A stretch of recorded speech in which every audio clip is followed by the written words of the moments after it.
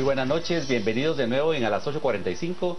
Esta noche estamos con Carmen Ortiz porque Juan Luis Pons se encuentra de viaje. Y para esta noche tenemos una entrevista muy especial. Tenemos a Susana Asensio, quien recién ha sido electa alcaldesa de la ciudad de Antigua, Guatemala.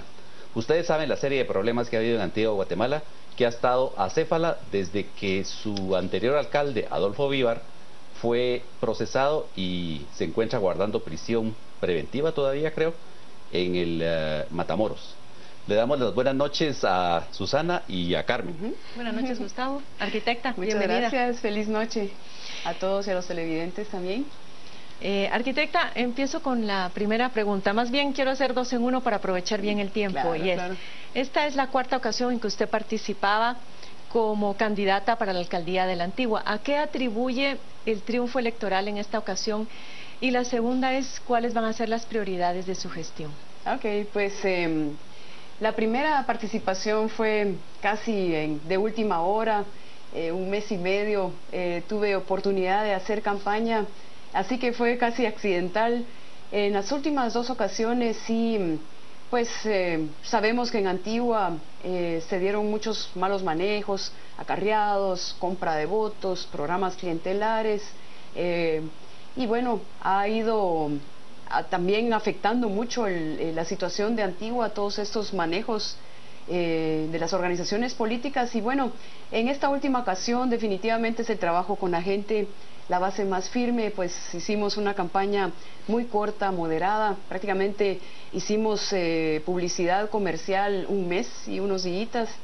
También la situación del país no estaba como para esto, pero fue el trabajo con la gente. Definitivamente tenemos bastante tiempo de estar llevando nuestras propuestas con la gente, con las organizaciones comunitarias, escuchándolos también, y a eso se lo atribuye. Creo que esa es la base más firme del trabajo. ¿Y sus prioridades en Y bien, gestión? las prioridades en Antigua, después de todo lo sucedido, es recuperar la administración municipal, que cayó en una grave crisis, sinceramente.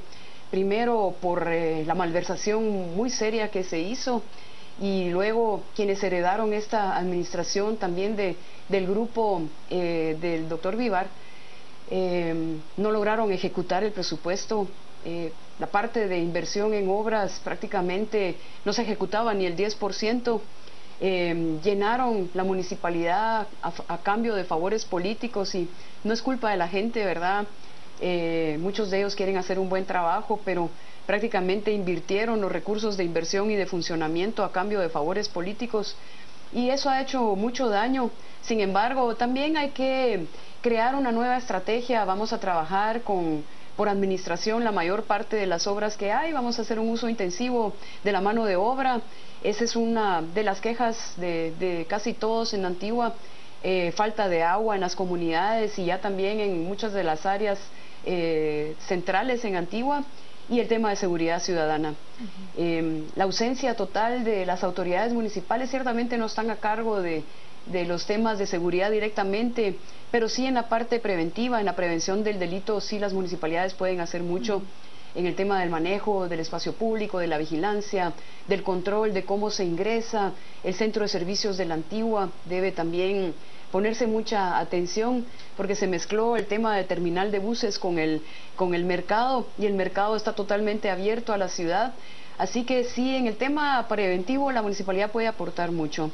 Susana, en el tema de la participación ciudadana, es decir, el año pasado nosotros participamos en una actividad que organizaron una serie de comités urbanos de la ciudad. Y lo que nos decían en esa oportunidad es que había mucha división interna dentro de la Antigua. Es decir, ¿cómo piensas tú superar ese problema? Bien, pues los mismos procesos políticos van dejando fracturas dentro de las mismas comunidades. En realidad los ciudadanos no tienen la culpa, es más cómo manejan, digamos, los dirigentes partidarios, pero también sí hay una diferencia fuerte en el área central, y las aldeas de Antigua. Son 23 aldeas que han estado bastante desarticuladas del desarrollo, y realmente es una gran oportunidad articularlas y manejar el municipio como un todo, ¿verdad? Hay muchas oportunidades de descentralizar el turismo.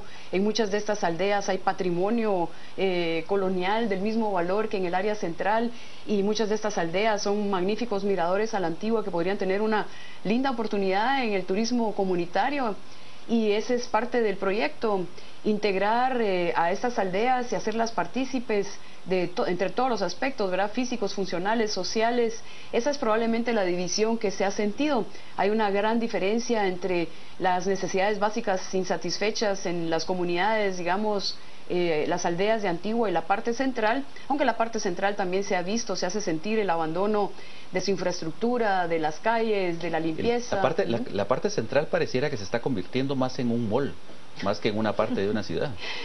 Pues lo del mall estaría también, es delicado, pero lo que más preocupa es la fiesta nocturna totalmente descontrolada, la invasión de las calles con consumo de bebidas alcohólicas, la fiesta que se expande hacia la vía pública de un extremo a otro de la cuadra, tienen un grave impacto en la calidad de vida de los antigüeños y del turismo, que también va como degradando el nivel del turismo. No es que no haya turismo, pero el turismo al que más aspiramos, que es el turismo cultural, el turismo familiar, el turismo que aprecia, digamos, el entorno arquitectónico y urbanístico de Antigua, es el primero en alejarse con toda esta fiesta descontrolada en la calle, y tiene a los antigüeños muy desesperados, muy afectados. He estado en las viviendas de los que viven más cerca de algunos de estos lugares, de verdad se hace casi invivible. Son los que tienen niños pequeños, es un desorden muy grave. ¿Y con qué instrumentos cuenta la municipalidad para impedir ese tipo de abusos en la noche? Pues uno de los principales asideros legales es que es prohibido consumir bebidas alcohólicas en la vía pública. También se acaba de aprobar un reglamento de sonido, que es una gran oportunidad cuando se sabe manejar, porque aquí la clave no es, o sea, un destino turístico siempre tiene que tener actividades tipo de zona viva, actividades en la noche, restaurantes, pero aquí el problema es el impacto en el entorno. La música es uno de los principales, ¿verdad? Cuando la música trasciende al espacio público, a la vía pública y a las vecindades, se afecta enormemente. Entonces, aquí la idea es encapsular el sonido, insonorizar, respetar que no puede haber fiesta distribuida en las calles, y esto va a recuperar el orden en Antigua y también la calidad de vida de propios y visitantes. Hay otro problema que es el relativo a las licencias de construcción y cómo está creciendo la Antigua Guatemala. Entiendo que hay una diferencia entre la municipalidad y el Consejo Nacional para la Protección de la Antigua. ¿Cómo piensa usted resolver esa diferencia? Bien, ahora llegó a las Cortes y va a haber que seguir gestionando y esperar su resolución última. Provisionalmente está amparada la municipalidad, sin embargo, en la ley es muy fuerte y muy claro que el proceso de aprobación de la parte constructiva de los sistemas mismos, las características que se aplican en las remodelaciones y en las construcciones nuevas, están a cargo del Consejo de Protección. En realidad, una licencia es una tasa, un cobro por servicios, y creo que está muy claro quiénes prestan qué servicios, y considero que sobre la base de ese análisis de qué tiempo, qué esfuerzo le lleva y qué servicios presta cada institución, se puede llegar fácilmente a un acuerdo, y es clara la responsabilidad que tiene el Consejo de Protección, la importancia que tiene que sean ellos quienes aprueben las construcciones, la rehabilitación de lo existente y lo nuevo por construir. Así que creo que va a ser fácil llegar a un acuerdo. Si la ventaja es que el alcalde prácticamente preside ambas instituciones, y creo que sí va a ser fácil llegar a una solución para bien de todos. Susana, nos preguntan en redes, ¿qué vas a hacer con el asunto del parqueo, con el del estacionamiento? Sobre todo en Semana Santa. Sobre todo en Semana Santa. Sí, la Semana Santa es el momento crítico.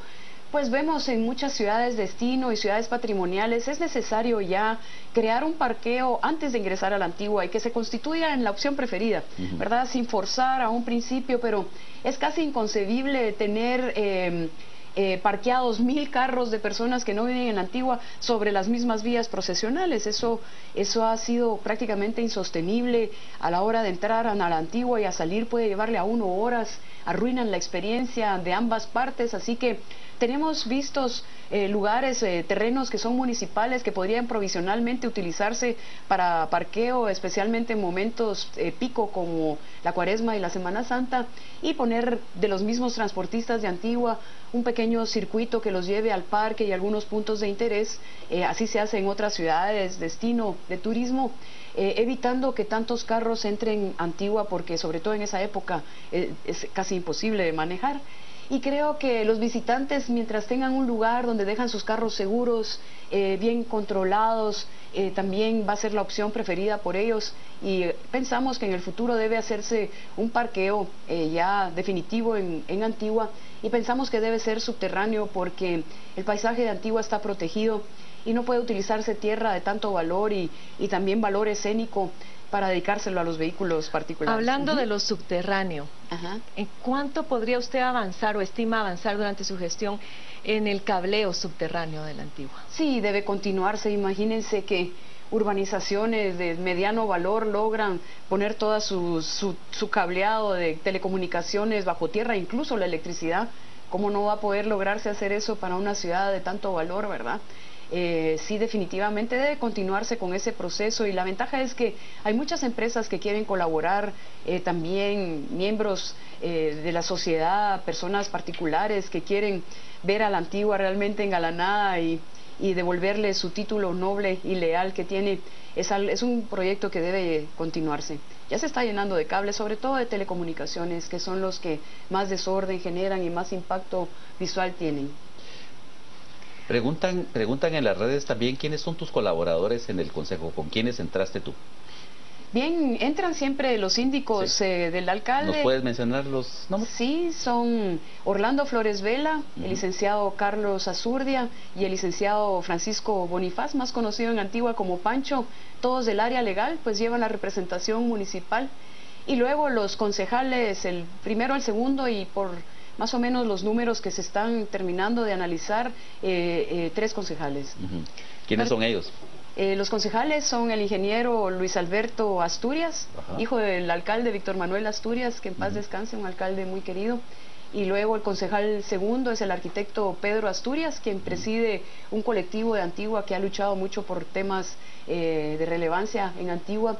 Y el concejal tercero es Inocente Cutzán, miembro de una comunidad donde han impulsado un proyecto muy interesante de turismo comunitario, como lo hablábamos, un proyecto muy exitoso que en muy poco tiempo ha generado una cantidad de empleos con sueldos directos que consideramos que es una de las grandes oportunidades de incorporar económicamente a todas las aldeas que bordean Antigua. Cuando usted, arquitecta, imagino que ya revisó quiénes son los otros alcaldes que han ganado por Zacatepeques. No sé si los conoce a todos, y si los conoce, ¿cuál ha sido su impresión? Porque en muchísimos temas va a tener que trabajar con ellos. ¿Piensa que va a ser una tarea fácil? ¿Los conoce? ¿Cómo lo anticipa? A la mayoría los conozco, y claramente la Antigua necesita trabajar con ellos. Estamos todos compartiendo la cuenca de un mismo valle, un valle muy delicado, pero también con muchas oportunidades. Y es de conveniencia para todos trabajar conjuntamente. Servicios delicados como el tema de la basura, siempre es mucho más económico y más eficiente trabajarlo a nivel de región o subregión acá, sobre todo los que estamos dentro de la cuenca. Temas de transporte, de abastecimiento de productos de consumo diario, el tráfico mismo, todos son temas compartidos. La parte funcional de la Antigua y los municipios, con quien ya prácticamente se ha fundido, no entiende fronteras legales, ¿verdad? Y definitivamente creo que todos van a estar muy interesados en encontrar soluciones conjuntas. Susana, en las redes también hay una preocupación por la cuestión del consumo de drogas y el narcotráfico que aparentemente ha sentado sus redes en Antigua. Los bares. Y los bares. ¿Qué piensas hacer tú para mantener bajo control o erradicar el narcotráfico? Bien, pues ahí sí es necesario coordinar con las instituciones del Estado, ¿verdad? No puede uno enfrentarse ahí con soldaditos de madera. La municipalidad tiene cuerpos policiales, pero solo uno de ellos es armado y tiene funciones limitadas. Pero sí, digamos, en la parte preventiva, de entender la interioridad del funcionamiento de algunos de estos lugares. Algunos de ellos no tienen sus papeles de manera adecuada, son en parte algunos ilegales. Va a haber que hacer mucha más fuerza para ponerlos en orden y que actúen respecto a lo que se les ha autorizado, porque algunos de ellos han pedido permiso para hacer una cosa y de pronto van excediendo en sus actividades y en sus impactos. Así que sí va a haber que actuar conjuntamente, y la parte del narcotráfico sí se necesita de la participación de las instituciones del Estado. La coordinación entre los cuerpos policiales será fundamental. Pensamos proponer que en lo posible sean agentes de propia Antigua. La seguridad mucho depende del conocimiento entre las personas, y Antigua es un lugar pequeño donde todavía es posible casi que conocernos entre todos, y creo que puede aportar muchísimo a la seguridad, a entender ese funcionamiento, a guiar a los turistas. Mientras mejor se conoce el lugar, creo que se puede aportar muchísimo más al orden y a la seguridad. ¿Cuál es la visión que usted tiene de la Antigua Guatemala cuando termine su gestión? ¿Qué es lo que quiere heredar? Pues bien, pocos municipios tienen tantos potenciales como Antigua. Su actividad económica está un poco en recesión, pero manejando esos temas de seguridad, orden, limpieza, descontaminar y también recuperar, como decimos, la seguridad, puede generar un nuevo impulso y subir la calidad del turismo y los servicios que se prestan, y realmente aspiramos a que Antigua recupere su brillo como ciudad, que es de orden y de importancia mundial, y esperamos con la ayuda de Dios convertirla en un modelo, porque ha sufrido gravísimos problemas en su administración, y recuperando esa parte sí consideramos que es posible voltear a ver a la Antigua por cosas muy buenas que van a suceder y que pueden impulsarse. Es una sociedad con un nivel de educación muy alto, es una sociedad también con un alto nivel de organización social y de diferentes tipos, religiosas, así que sí pensamos que se puede llamar ahora la atención con buenas noticias de Antigua. Ahora tenemos una curiosidad. Esta vez competiste con un comité cívico y ganaste. Ajá. Las anteriores veces había sido por el Partido Unionista. Ajá. Es decir, ¿por qué te fuiste por con un comité cívico en esta oportunidad y no con el Partido Unionista? Pues considerábamos, por el momento en que estaba viviendo Antigua, el momento mismo que vive el país, la oportunidad que tuvimos de hacer una fusión entre movimientos puramente ciudadanos, lo vimos como una gran oportunidad. También pues yo me retiré de la Municipalidad de Guatemala, no por ningún problema, siempre tuvimos una relación de mucho respeto y de admiración yo hacia ellos y su trabajo, pero también me interesaban mucho los proyectos de Antigua. Siempre quise regresar y esa era la oportunidad, y un proyecto más cerca de los ciudadanos lo veíamos en este momento oportuno, y también era como necesario después de todo lo vivido. De los otros candidatos que corrieron con usted en la elección, ¿con cuál de ellos le gustaría eventualmente trabajar por el rescate de la Antigua? Bien, ¿quién podría colaborar contigo? Porque sabemos que el clima está muy caldeado hoy. Sí, realmente la Antigua ha tenido movimientos de grupos que precisamente le han hecho bastante daño.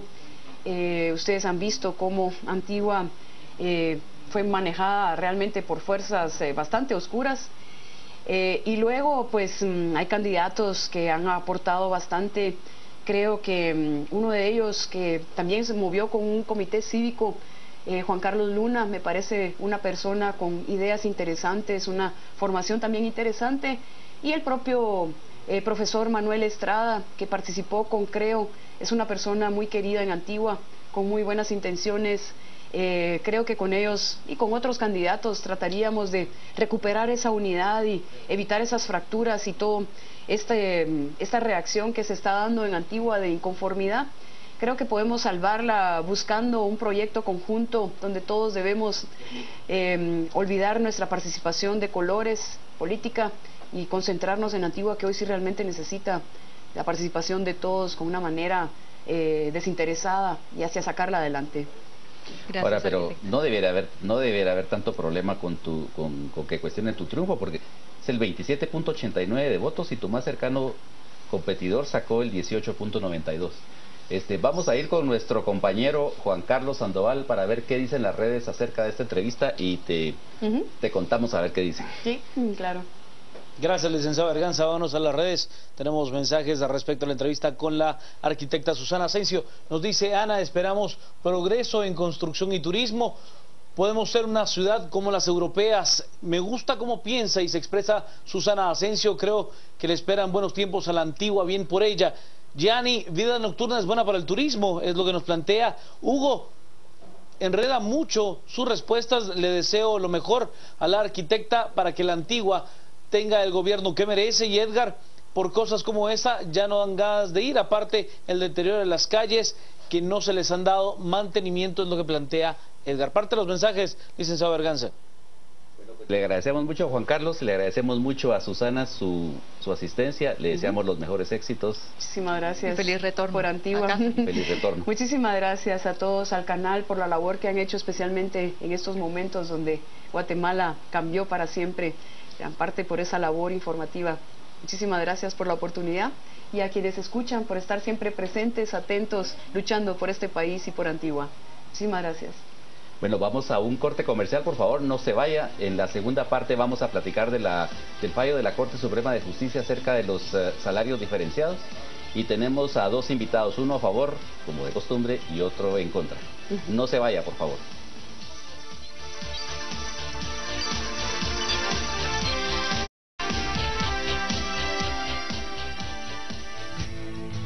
Este segmento es patrocinado por Excel Automotriz, cero preocupaciones. Gracias por continuar en nuestra sintonía acá en a las 8:45 en el segmento de entrevistas. Y como mencionaba Gustavo Berganza antes de irnos a corte, en este segundo segmento vamos a conversar sobre esa acción de inconstitucionalidad que fue presentada por el Procurador de Derechos Humanos en contra de los salarios diferenciados y que ha sido dada con lugar por la Corte de Constitucionalidad. Para ello nos acompañan esta noche el licenciado David Say, él es abogado defensor de los alcaldes, donde cobraría vigencia estos salarios diferenciados, y también Luis Linares, quien es consultor en temas laborales de ACIES. A ambos bienvenidos. Gracias, buenas noches. Muy buenas noches, David, muy buenas noches, Luis. Comencemos por un pequeño análisis, es decir, la motivación de esta instauración de una zona en donde los salarios fueran menores al promedio nacional, se supone que era para incentivar, para promover el empleo formal y para que llegara más gente a invertir. Pero solo esa salida hay para promover empleo formal, bajando el nivel de salarios. ¿Luis? Bueno, de carácter simplista, sí, eso es una solución simple, pues al final de cuentas, si cuesta que vengan los inversionistas por 3.000 quetzales al mes, tal vez pagando 1.500 o 1.000 o de repente 500 se logra atraer una multitud de inversionistas. Pero desafortunadamente para quienes promovieron esta igualmente desafortunada idea, creo que las soluciones para el tema del empleo no son tan simples, sino que son soluciones sumamente complejas, que tienen que ver con toda una serie de factores que van desde la seguridad, como por ejemplo pasa en la entrevista anterior, el tema de la Antigua, el turismo, la seguridad, el tema de la infraestructura, de las aduanas, de los trámites, de la capacitación de la mano de obra, y uno de los aspectos que buscan los inversionistas, y no el principal para ellos, es el tema de mano de obra calificada con salarios razonables que sean competitivos con relación al resto de la economía, pero no es el principal, a salvo aquellos que tienen como fin explotar al máximo el esfuerzo humano. No es el salario bajo el principal motivo para invertir, ni tampoco los incentivos fiscales. Ahora, David, en el caso de las municipalidades que usted defendió, ¿cuál es la razón por la cual se adhirieron a esta idea? Una de las razones principales es conocer la realidad de estos municipios. Usted va a Mazagua y se da cuenta de que ahí hay salario formal que llegue al salario mínimo, hay muy poco, es decirle un 5%, es bajo realmente, y ahí la gente tiene mucha necesidad. Vámonos ahora al corredor seco, donde está San Agustín a Cazahuastlán, donde está Guastatoya y donde está bueno, ahí ya no es corredor seco con estanzuelo. Pero si usted se da cuenta, yo les pregunto a ustedes, ¿algunas veces ustedes han ido precisamente cuando vamos a Puerto Barrios a pasear o a todos esos lugares? Ustedes solo vemos que está árido todo eso, pero yo cuando ya me fui a penetrar, porque ellos me hablaron para asesorarlos, realmente ahí llora sangre la realidad de ese corredor seco. Mire, yo estaba cerca del estadio y había una piscina y me quería regresar porque es un calor horrible, porque no hay vegetación ahí y ahí no hay trabajo, no hay nada, y el río que llega cerca está muy lejos. Entonces yo sé de que yo he sido defensor de la Constitución, mi profesión es abogado laboralista, yo defiendo trabajadores. Y cuando inicialmente a mí me plantearon esta situación, yo les decía, imposible, porque fíjense que la Constitución, derechos irrenunciables. Ahora, el análisis posterior se dio en la siguiente forma.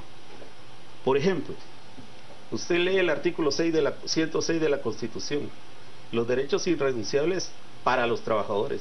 Usted lee el Código de Trabajo, en sus considerandos habla de la tutelaridad, de la que también habla la Constitución de la República. Esa tutelaridad, ¿para quién es? Para los trabajadores.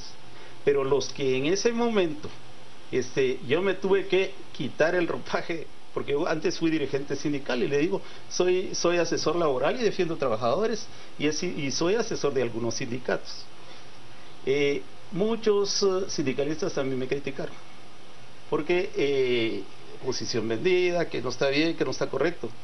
Pero yo les pregunto, ahorita en este momento, si eso se hubiese aprobado, la inconstitucionalidad no hubiese sido presentada, todos los trabajadores de ese sector que están yéndose para el norte, en la famosa Bestia, no tendrían necesidad algunos de ir a perder sus partes. Ahora, entiendo yo esa realidad de país y la necesidad de las personas por tener acceso a un trabajo, pero no se trata únicamente de tener un empleo en sí mismo, sino la calidad de ese empleo y también medir las consecuencias que puede tener a futuro una medida de esta naturaleza.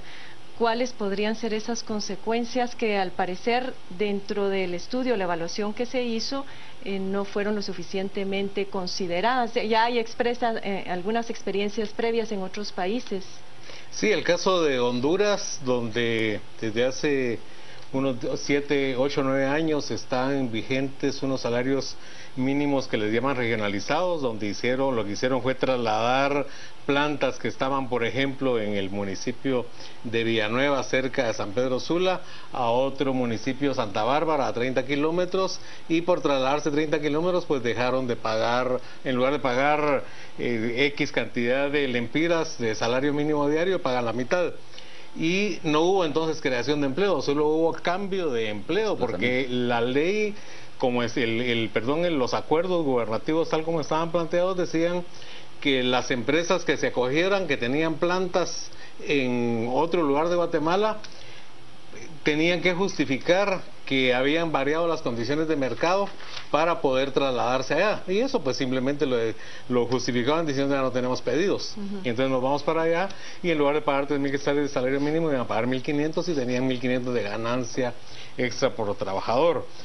En el caso, por ejemplo, de Nicaragua y Panamá, que tienen salarios para zonas francas, el salario de zonas francas es más alto que el salario mínimo nacional, porque las empresas con un salario mínimo más alto compensan el sacrificio o el beneficio fiscal que les da el Estado.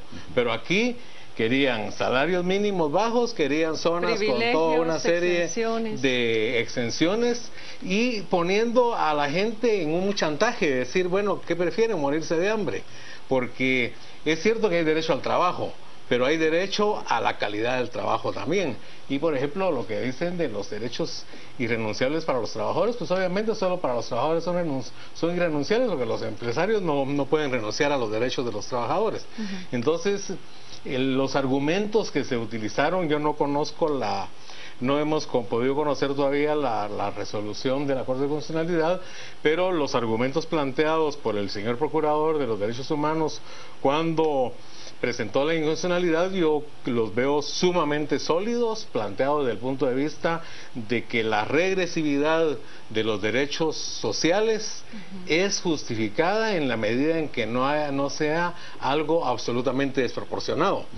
De manera que si, por ejemplo, en lugar de plantear una rebaja de 1.500 al salario mínimo, hubieran planteado una rebaja de 100 o 200 quetzales, que una empresa que tenga 200 trabajadores pues va a ahorrar 200,000 al mes, que va a ser ganancia adicional, yo creo que no hubiera habido tanto problema como en esa rebaja tan brutal que hicieron con bajarlos a la Me mitad. queda la duda de la seguridad social, porque con esos salarios de 1.500, ¿qué tanto realmente el IX podría abastecer a todas estas Porque ese era uno de los personas? argumentos que se daban, de que iban a estar cubiertos por el IX. Por la seguridad social, pero me imagino que era todo, es decir, por enfermedad, jubilación, o que nada más era lo que se cubría.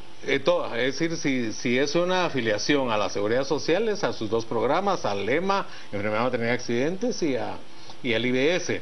Y ahí se le ponía el problema al IX de tener que dar servicios a trabajadores que cotizan mucho menos del promedio, porque el salario promedio de los trabajadores del IX es de 3,000 quetzales. Los salarios de los trabajadores del IX son, pues los trabajadores formales son más altos que el salario mínimo. El último informe estadístico del IX del año 2014 así lo indica, 3,200 quetzales. Entonces, tener que darle servicios a trabajadores que iban a cotizar sobre 1.500, lo que obligaban al IX era a sustraer recursos de los que aportan otros trabajadores para aportar, que siempre es el sistema solidario, pero no en una forma de una diferencia tan grande. Y el otro problema era también a la hora de que estos trabajadores se jubilaran.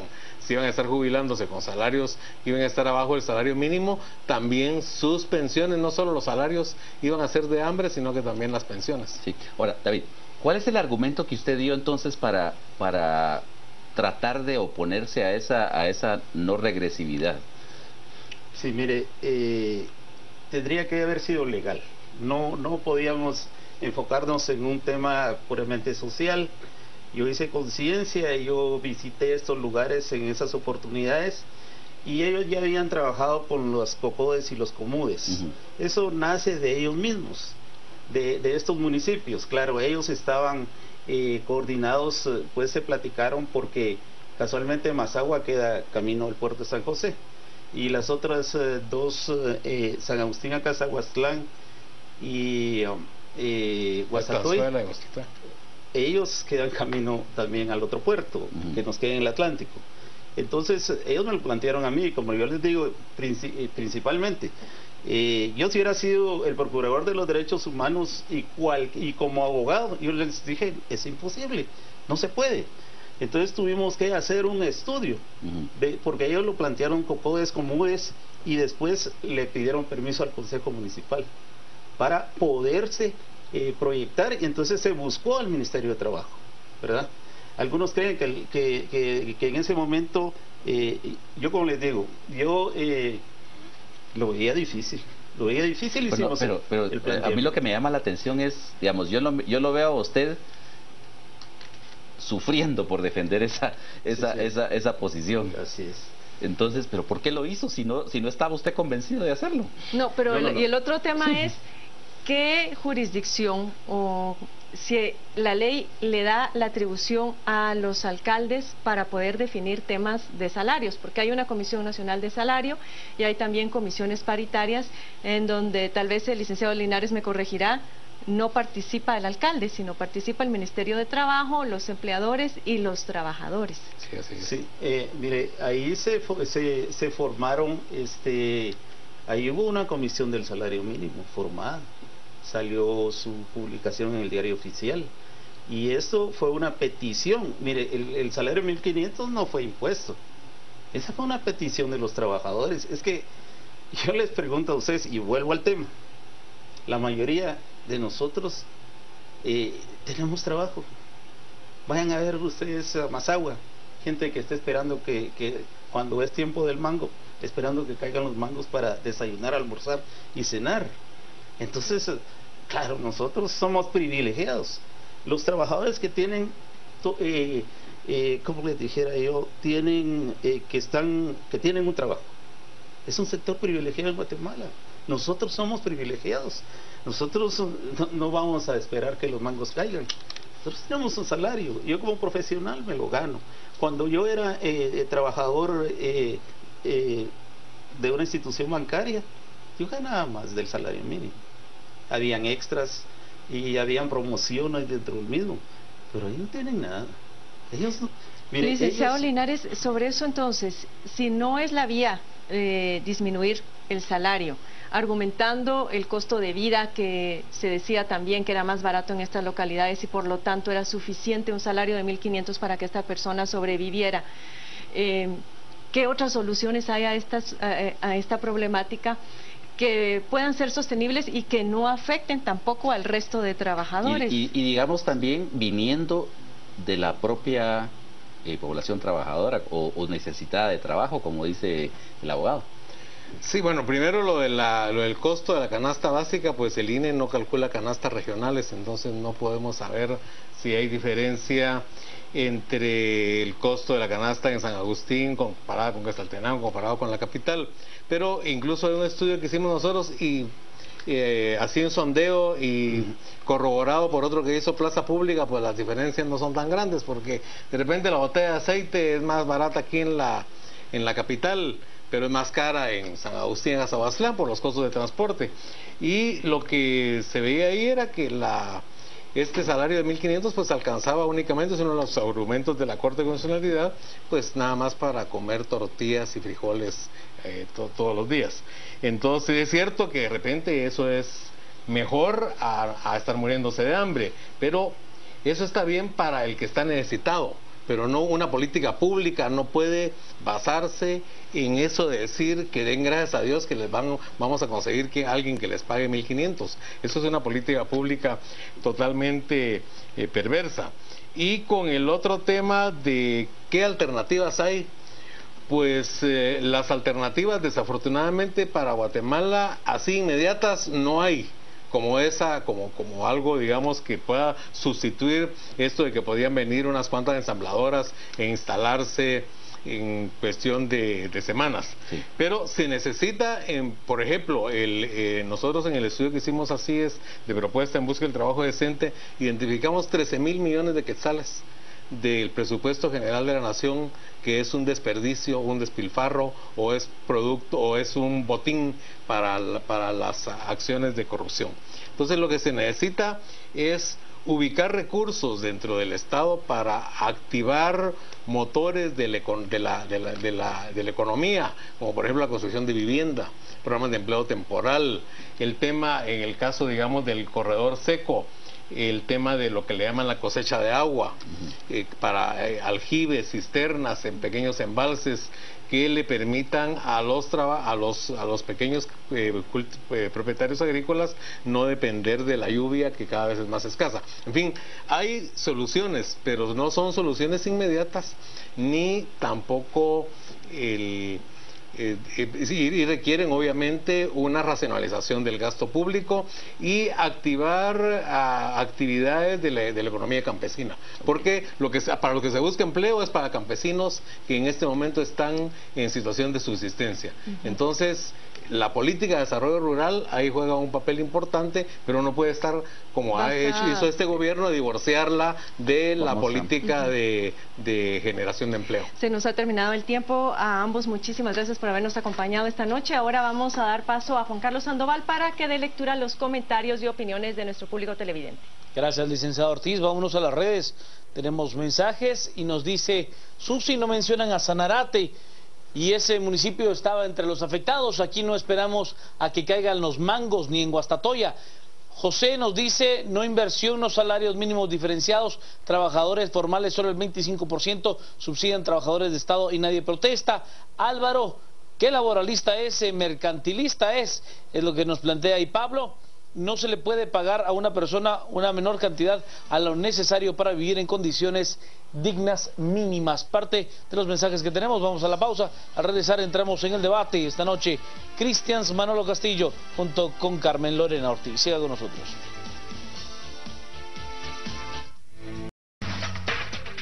Comencemos con las noticias. El Pleno de Magistrados del Tribunal Supremo Electoral ha pedido calma a los seguidores tanto de la UNE como del líder. Esto de cara a ese 1% que falta por escrutar en los comicios electorales. Los 5 magistrados del Tribunal Supremo Electoral, acuerpados por delegados de la comunidad internacional y de la sociedad civil, pidieron a los seguidores del partido líder y UNE que mantengan la calma mientras se dan a conocer los resultados finales. Y para ello se reunió con los fiscales de las 2 agrupaciones, a quienes les pidió que se comunicaran con sus bases. Necesitamos que tanto el Partido de Libertad Democrática Renovada como la UNE llamen a sus bases, expliquen que el procedimiento es este, que no haya ninguna mala información por parte de la población y que en las redes sociales no se digan cosas que no son ciertas. Nosotros somos respetuosos de la ley y estamos actuando conforme a lo que aquí se dice. No podemos nosotros variar las formas del procedimiento. Debido a las dudas de la población sobre el procedimiento que se debe seguir para realizar una revisión o una impugnación, el magistrado presidente del Tribunal Supremo, Rudy Pineda, señaló que las agrupaciones políticas tienen un plazo de 5 días para solicitar revisiones de las actas y que luego a esto, al dar el dato final de las elecciones, estos pueden proceder a presentar las impugnaciones que consideren necesarias. Realmente, cuando se cierra el momento a las 6 de la tarde, se cierra para que nadie pueda votar, empieza el escrutinio. Se recordarán ustedes que teníamos 19.582 juntas receptoras de votos. Empieza el escrutinio y el presidente de cada junta receptora de votos toma el saco y lo abre. Toma cada voto frente a cada fiscal de las diferentes agrupaciones políticas que están presentes y empieza a pasarlo y enseñar. Y cada uno va tomando nota y todos van tomando nota para qué agrupación política pertenece el voto. Si hay alguna inconformidad en ese momento, el fiscal tiene que hacer notar su inconformidad y se documenta. Luego de ello, pues se cierra todo y se facciona el acta. Esa acta es la que fue trasladada a nuestro sistema informático, es la que ustedes tenían inmediatamente. El Tribunal Supremo Electoral informó que este plazo de revisión se vence el próximo viernes, según lo que establece la ley electoral y de partidos políticos, día en que se podrían conocer los datos finales. Sin embargo, debido a los incidentes ocurridos con algunas mesas, estos podrían llevar más tiempo. Las noticias nacionales son presentadas por Azúcar de Guatemala.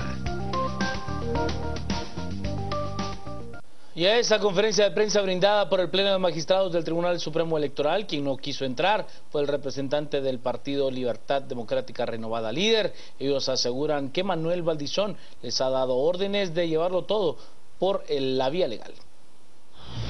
Luego de la reunión que los magistrados tuvieron con fiscales del Partido Líder y UNE, el representante de este último señaló que durante la reunión el Partido Rojo le dijo en repetidas ocasiones que ellos han estado conteniendo a sus seguidores para que no salgan a manifestar a las calles. Y creo que en esa sesión que tuvimos lo manejó con escuela como magistrados, a pesar de la molestia y de la amenaza solapada que le estaban diciendo de alguna manera a los del líder de que si no hacen esto, si no hacen el otro, entonces no respondemos con la gente en la calle, que ellos están parando a la gente para que no proteste y que tienen muchas llamadas de gente diciéndoles que protesten y no, las cosas hay que hacerlas con tranquilidad. Nosotros como dirigentes políticos lo que debemos de mandar es un mensaje, tranquilos que el tribunal está haciendo su trabajo y lo está haciendo bien. Y los señores del líder, pues 2 cosas les recomendaría yo. La primera es que acepten las cosas como son, la realidad, y la segunda que se compren una caja de Kleenex y que se pongan a llorar, ¿verdad? Pero así es. Por su parte, Fridel de León, vocero del Partido Líder, informó que recibieron órdenes de Manuel Valdizón de no salir a las calles y resolverlo todo por la vía legal, a pesar que han estado recibiendo llamadas de sus seguidores para salir a protestar por los resultados. negativo, no hemos llamado a ninguna movilización. El día de ayer fue una reunión larga, sobre todo en primer lugar para felicitar a toda nuestra estructura, a toda nuestra base partidaria. Nosotros hemos pedido que no hayan movilizaciones, el doctor Valdizón dijo ayer, no van a haber movilizaciones, les pedimos resuelvan las situaciones en cada distrito de forma por la vía legal, pero a nivel nacional no estamos pidiendo nada de eso, hemos sido claros, no hemos pedido que no hayan movilizaciones. En este momento Guatemala necesita paz. Con el encargado de la Fiscalía de Delitos Electorales, 166 incidentes hubo el pasado domingo en los comicios. Según la Fiscalía de Delitos Electorales del Ministerio Público, se contabilizaron casi 170 incidentes en el día de las elecciones. Esto provocó unos 500 detenidos, policías heridos y un fallecimiento. Hasta el momento siguen 10 incidentes activos, según el fiscal Oscar Shahad. Es un total de 166 incidentes registrados. Esto fuera de las denuncias, fuera de los procesos de investigación y fuera de lo que el Ministerio Público también ha estado coordinando. Tenemos reportadas hasta el momento 16 urnas con papeletas quemadas, 532 detenidos por distintos hechos, ¿verdad? Total de lesionados en intervenciones donde son policías 34, agentes de PNC, bendito Dios, fallecidos ninguno, daños ocasionados a autopatrullas 3, vehículos particulares 2, 3 municipalidades, una residencia particular, y actualmente tenemos 10 incidentes activos, que amanecimos con una lamentable noticia de un enfrentamiento armado donde 4 elementos de la Policía Nacional Civil están hospitalizados en Zacatepeques, la muerte del concejal electo de Yupiltepec.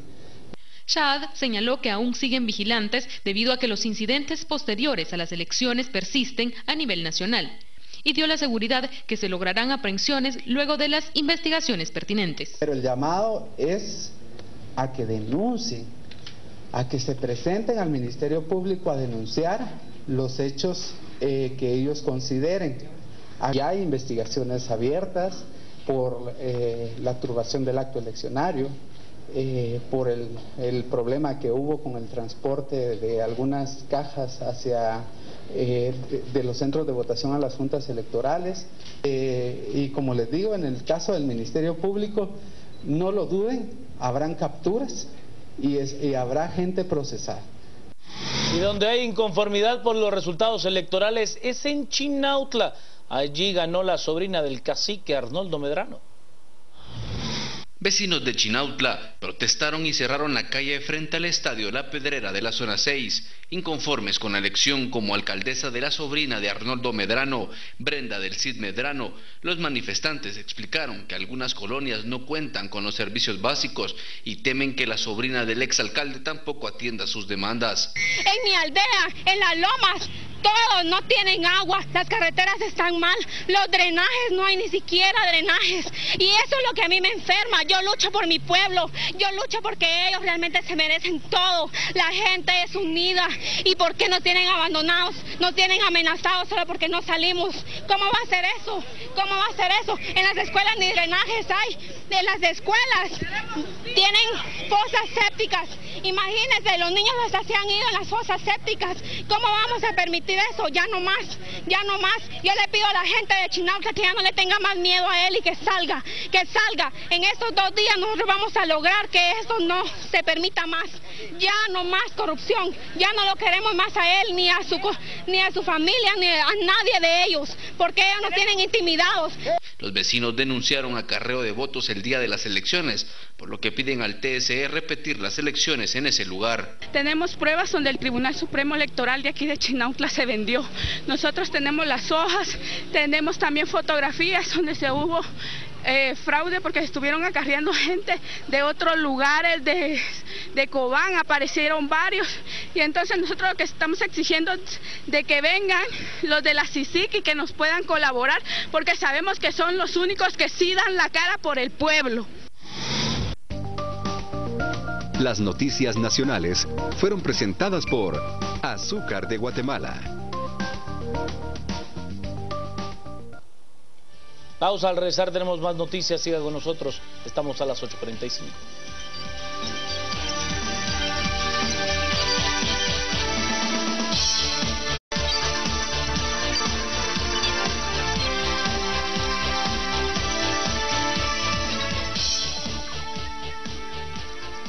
Sigamos con las noticias. Una riña en la granja penal Pavón dejó como saldo al menos 24 personas heridas.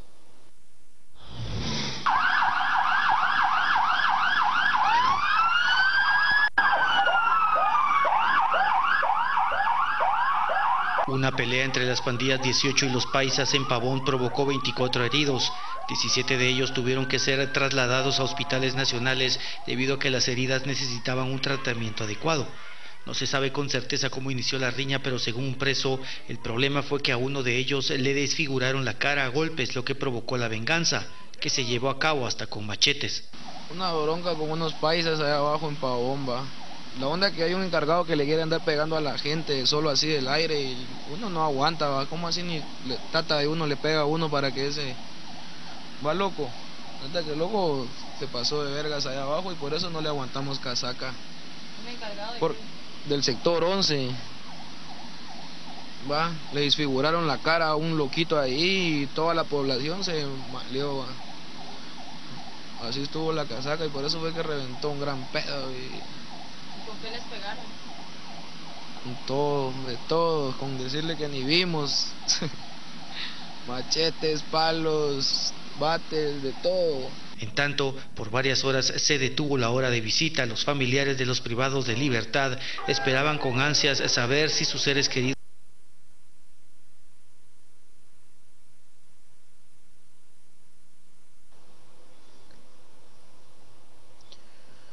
Y casi 25 heridos deja la riña entre pandilleros en la granja penal Pavón.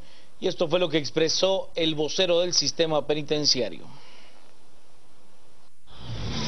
Se hizo un traslado en primera acción de 3 internos hacia un centro asistencial público. Fueron atendidos 7 en las clínicas de la granja de cumplimiento de condena Pavón, y en la actualización hace unos 20 minutos se hicieron otros 14 traslados de reos. Un total de 17 reos trasladados a centros asistenciales con un diagnóstico preliminar del cuerpo médico de turno por lesiones diversas, contundentes y contundentes en algunos de esos casos. Se descarta la utilización de armas de fuego en esta riña, ya que fue una situación donde han delimitado que fueron utilizadas únicamente herramientas contundentes para lesionarse entre los mismos privados de libertad.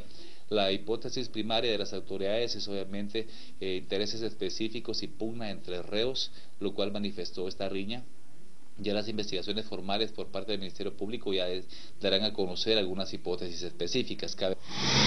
El Pleno de Magistrados de Corte Suprema de Justicia le ha retirado el derecho de antejuicio a la juez Marta Josefina Sierra de Stalin. La Corte Suprema de Justicia resolvió que la jueza Marta Sierra de Stalin ya no tenga inmunidad para que pueda ser investigada por el Ministerio Público por su presunta implicación en el denominado bufete de la impunidad. Este antejuicio era el que presentó el Ministerio Público y si sigue en contra de la jueza Marta Sierra de Stalin, juzgadora del Juzgado Octavo de Primera Instancia Penal.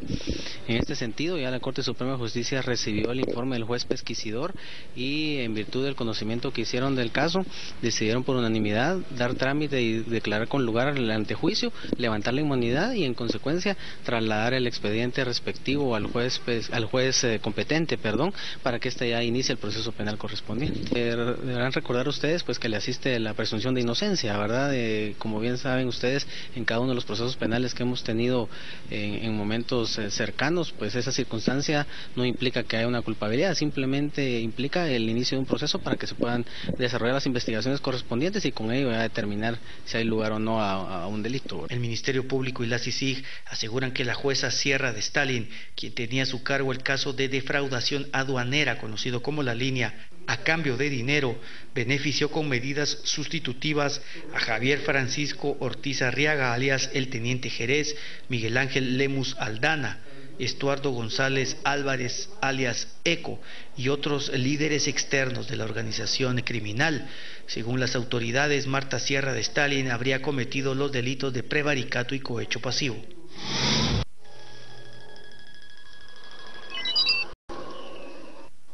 Vamos a tener todavía más noticias, pero antes le cuento que las entrevistas hoy están a cargo de Gustavo Berganza y de Juan Luis Font. El primero de los temas: la CC deja sin vigencia el tema de los salarios diferenciados. David Say, abogado defensor de los alcaldes de los 4 municipios en los cuales se pretendía instaurar este salario diferenciado. Y también Luis Linares, director ejecutivo de Así Es. El segundo de los temas: los grandes retos del gobierno local de la antigua Guatemala, con la alcaldesa electa de aquel lugar, la arquitecta Susana Asensio, que estará en nuestros estudios. Ahora sí, le presento un extracto de la entrevista realizada por la cadena norteamericana CNN al expresidente de la República, hoy acusado por pertenecer a la banda de defraudación aduanera conocida como La Línea, Otto Pérez Molina.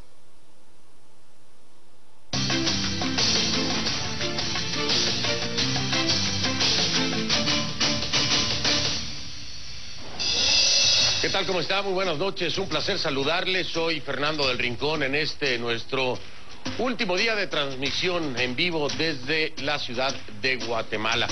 Después de acontecimientos históricos, de la renuncia de un presidente, de la juramentación de otro, de una jornada electoral, de un apretado segundo lugar y de una audiencia que determina poner en la cárcel militar de Matamoros al expresidente Otto Fernando Pérez Molina por parte del juez de alto impacto Miguel Ángel Gálvez. Y tuvimos la oportunidad de llegar hasta ahí, hasta la cárcel militar de Matamoros, en esta, que es una entrevista exclusiva de conclusiones con el expresidente Otto Fernando Pérez Molina. Iniciamos entonces.